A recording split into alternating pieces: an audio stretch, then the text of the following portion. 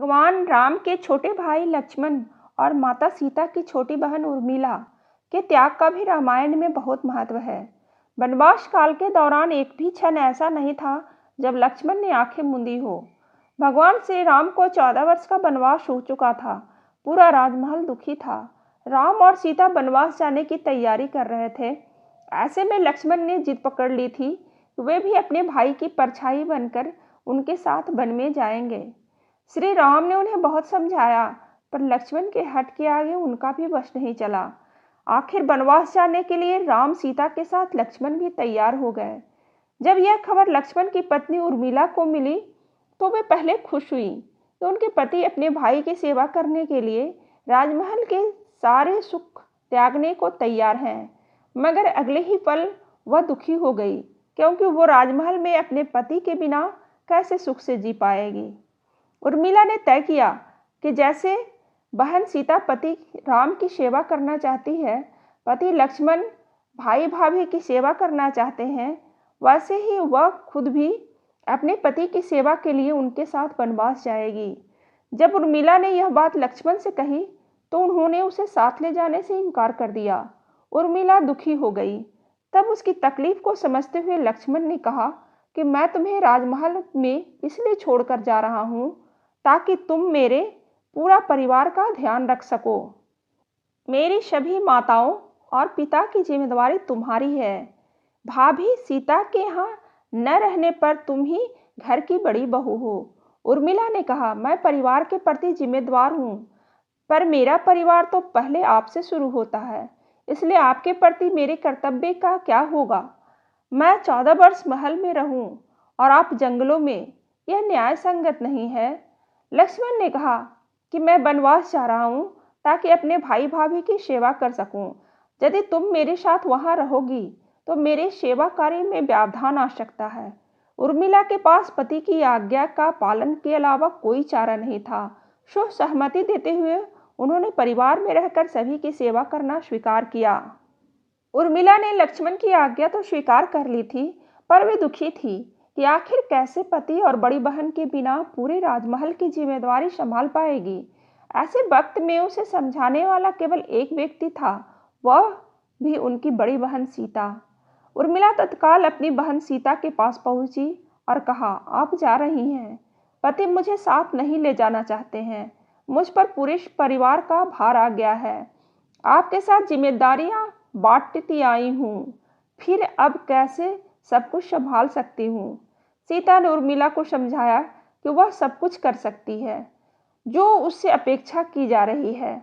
उन्होंने बताया कि इस कृपा से मेरे पास एक वरदान है जो मैं तुम्हें दे सकती हूँ। इस वरदान के अनुसार तुम एक समय में 3 कार्यों को एक साथ पूरा कर सकती हो।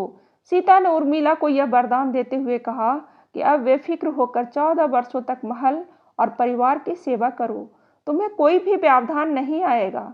राम और सीता लक्ष्मण वनवास की ओर प्रस्थान कर गए, जबकि उर्मिला परिवार के साथ रह गई। रामायण के अनुसार जब वनवास के पहले दिन श्री राम वन पहुँचे तो लक्ष्मण ने उनके लिए अपने हाथ से कुटिया का निर्माण किया। कुटिया निर्माण करते करते शाम हो गई।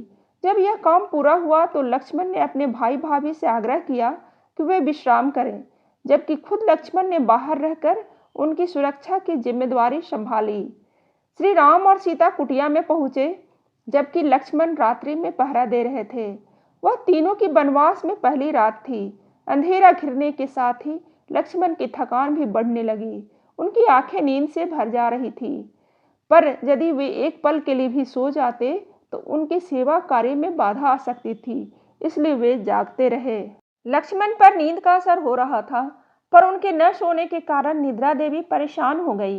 वे तत्काल ही लक्ष्मण के समक्ष प्रकट हुई। उन्होंने लक्ष्मण से सोने का आग्रह किया, लेकिन अपने भाई भाभी की सेवा को सर्वोपरि रखने वाले लक्ष्मण ने इनकार करते हुए प्रार्थना की। लक्ष्मण ने निद्रा देवी से कहा कि यदि आप मुझ पर कृपा करनी चाहती हैं तो तब तक मुझसे दूर रहें जब तक हम वापस अयोध्या नहीं पहुंच जाते। निद्रा देवी को लक्ष्मण का सुझाव अच्छा लगा, पर उन्होंने कहा, मैं तुमसे दूर हो सकती हूँ, पर तब जब कोई और तुम्हारे बदले नींद की ग्रहण कर ले। लक्ष्मण ने कहा, मेरे हिस्से की नींद आप मेरी पत्नी उर्मिला को दे दीजिए। निद्रा देवी ने उनकी शर्त स्वीकार तो कर ली, पर स्पष्ट कर दिया कि जैसे ही 14 वर्ष पूरे होंगे वे वापस आएंगी। फिर लक्ष्मण को अपनी 14 वर्ष की नींद पूरी करनी होगी। लक्ष्मण ने इस शर्त को स्वीकार कर लिया। निद्रा देवी लक्ष्मण के वचन को लेकर उर्मिला के पास पहुंची। उर्मिला ने पति की पहली आज्ञा स्वीकार की थी, अब दूसरी आज्ञा का पालन का समय था, अतः उन्होंने उसे भी स्वीकार कर लिया और सीता के दिए वचन के अनुसार अपनी एक छवि को सुला दिया, जबकि बाकी दोनों छवियों के सहारे वे महल के काम और परिवार की सेवा करती रही। यह क्रम पूरे 14 वर्ष तक जारी रहा, यानी लक्ष्मण 14 वर्ष तक नहीं सोए और उर्मिला 14 वर्ष तक नहीं जागी। इस तरह से उर्मिला के लिए यह आज्ञा प्रदान ही थी, क्योंकि उन्हें निद्रा के प्रभाव में बीते 14 वर्षों तक एहसास तक नहीं हुआ था। वहीं दूसरी ओर लक्ष्मण वनवास काल में बिना एक क्षण सोए हर वक्त श्री राम और माता सीता की सेवा करते रहे। उर्मिला की तरह ही लक्ष्मण ने के लिए निद्रा देवी का वचन वरदान बन गया था। इस बात का एहसास उन्हें तब हुआ जब लंका के रावण के विरुद्ध लड़ाई शुरू हो चुकी थी। रावण की सेना में मेघनाद सबसे शक्तिशाली योद्धा था। उनकी सारी शक्ति एक वरदान में निहित थी। इस वरदान के अनुसार मेघनाद को पृथ्वी पर केवल वही प्राणी मार सकता था जिसने बीते 14 वर्षों से अपनी निद्रा पूर्ण न की हो। उसे लगता था कि धरती पर ऐसा होना संभव नहीं है, इसलिए उसे अपनी शक्ति का गुमान रहा। रावण भी यही समझता रहा कि मेघनाद के होते हुए उसे कोई नहीं हरा सकता। हालांकि वह यह नहीं जानता था कि लक्ष्मण धरती का वह एकमात्र प्राणी है जो 14 वर्षों से जाग रहा है। जब उन्हें मेघनाद के वरदान के बारे में पता चला तो उन्होंने खुद उसका सामना करने का निर्णय लिया। दोनों के बीच भीषण युद्ध हुआ और मेघनाद लक्ष्मण के हाथों मारा गया। यह खबर मेघनाद की पत्नी सुलोचना को मिली और तो वह रोते हुए श्री राम के खेमे में पहुंची और लक्ष्मण से कहा कि यह कभी गुमान न करना कि मेघनाद का वध तुमने किया है। तुम्हें यह जीत एक पतिव्रता स्त्री के प्रभाव से मिली है जो तुम्हारी आज्ञा का पालन कर रही है। रावण वध के बाद श्री राम, माता सीता और लक्ष्मण के साथ अयोध्या वापस लौटे तो परिवार में खुशियां लौट आई। श्री राम के राजतिलक की तैयारियां शुरू हो गई। इस खुशी के मौके पर लक्ष्मण ने बिना कारण हंसना शुरू कर दिया। लक्ष्मण की असहज हंसी को देखकर सभी ने उनसे कारण पूछा तो वे बोले, मैंने अयोध्या आने और अपने भाई को राजसिंहासन पर बैठे देखने का स्वप्न सजा रखा जो आज पूरा होने जा रहा है। पर कितना अजीब है कि मैं खुद इस स्वप्न को साकार होते नहीं देख सकता, क्योंकि मैं निद्रा देवी को दिए वचन से बंधा हूँ। तभी निद्रा देवी प्रकट हुई और लक्ष्मण ने अपना वचन पूरा किया। इस तरह लक्ष्मण अपने कक्ष में सो गए और उधर उर्मिला 14 वर्ष बाद जाग गई। इस तरह श्री राम का राजतिलक हुआ तो उस समारोह से लक्ष्मण नदारद रहे। उनकी जगह उर्मिला ने राम को सिंहासन पर विराजते हुए देखा। समारोह के बाद भी अगले 14 वर्ष तक लक्ष्मण सोते रहे और उर्मिला उन्हें दूर से केवल निहारती रही।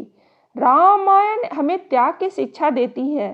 रामायण केवल राम के त्याग से सार्थक नहीं है, बल्कि इसका हर पात्र त्याग की एक पूरी कहानी समेटे हुए है।